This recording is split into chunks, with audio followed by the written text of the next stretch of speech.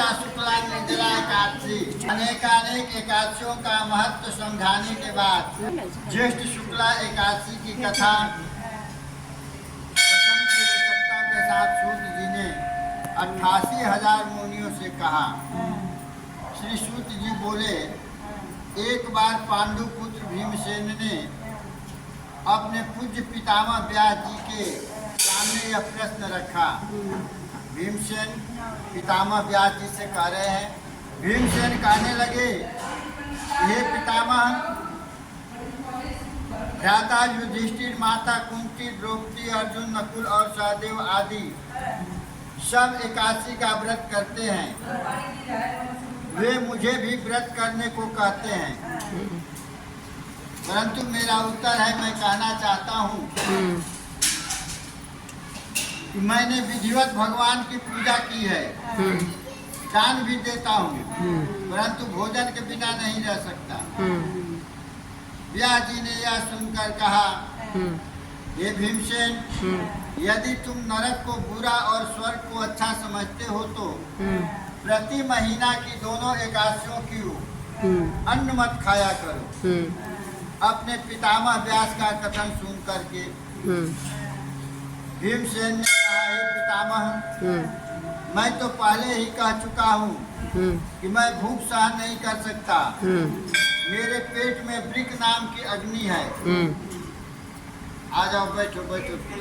मेरे पेट में वृक नाम की अग्नि है, इसलिए मैं भोजन के बिना नहीं रह सकता। भोजन करने से वह पेट की अग्नि शांत रहती है, इसलिए पूरा व्रत तो क्या, एक समय भी बिना भोजन किए रहना मेरे लिए कठिन है। अतः आप मुझको कोई और सा उपाय बताइए। श्री व्यास जी ने कहा, पुत्र, एकादशी का व्रत एक ऐसा उपाय है जिसके द्वारा व्यक्ति थोड़ी सी साधना से, थोड़ी सी परिश्रम से, थोड़े से व्रत करने से अनंत फल प्राप्त कर लेता है।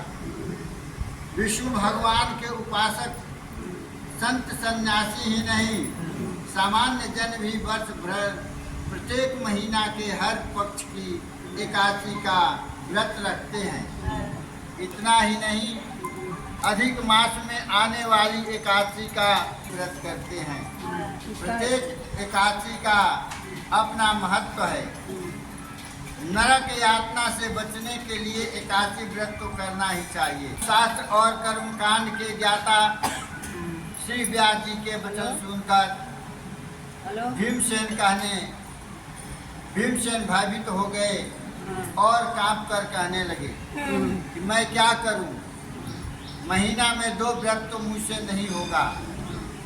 तब व्यास जी ने कहा कि पुत्र, फिर 1 वर्ष में 1 एकादशी का व्रत तो कर लोगे। भीम ने स्वीकृति देते हुए अपना शीश हिलाया। भीम बोले, हाँ, वर्ष में 1 व्रत करने का प्रयत्न अवश्य करूंगा। व्यास जी बोले, वृक और मिथुन की संक्रांति के बीच ज्येष्ठ के शुक्ल पक्ष की जो एकादशी आती है, उस एकादशी का नाम निर्जला है। तुम उस एकादशी का व्रत करो। इस एकादशी के व्रत में स्नान और आचमन के सिवा जल वर्जित है।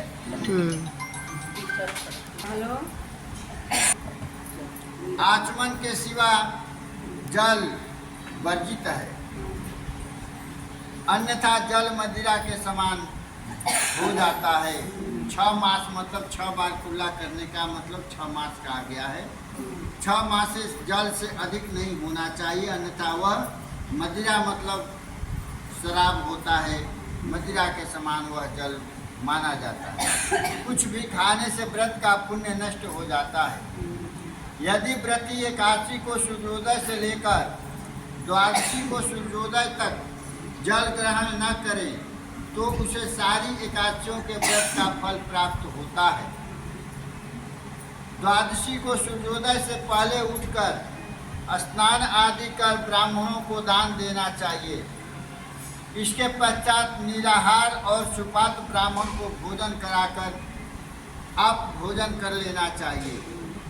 इस निर्जला एकादशी का फल 1 वर्ष की संपूर्ण एकादशियों के फल के बराबर होता है।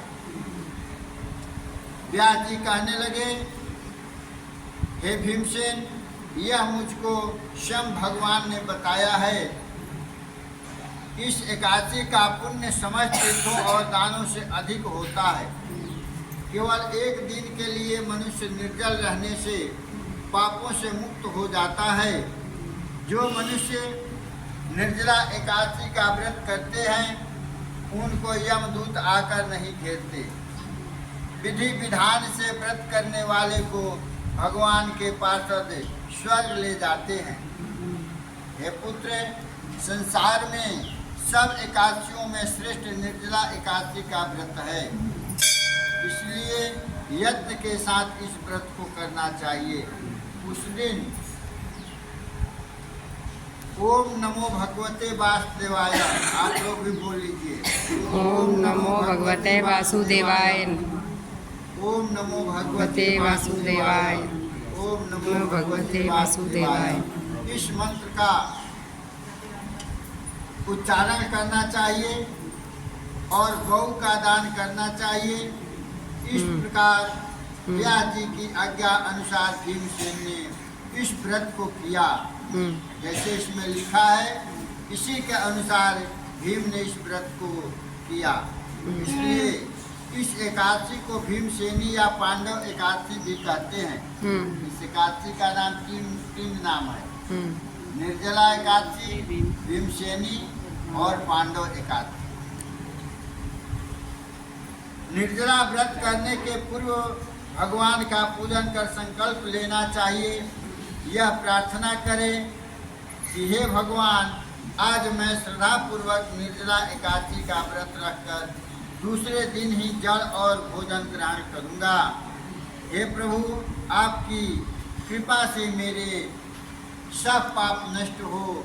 इस दिन जल से भरा हुआ, आज के दिन जल से भरा हुआ घड़ा वस्त्र से ढककर स्वर्ण आदि के दान के साथ सुपात्र ब्राह्मण को देना चाहिए। इस एकादशी के व्रत से मनुष्य विष्णु लोक को प्राप्त होता है। जो व्यक्ति इस दिन अन्न खाते हैं विष्णु भगवान की कृपा से वंचित रहते हैं।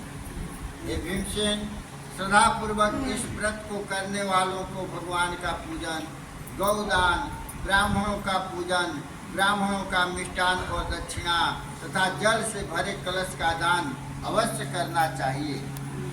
निर्जला के दिन अन्न वस्त्र पात्र उपानह के मतलब जूता होता है।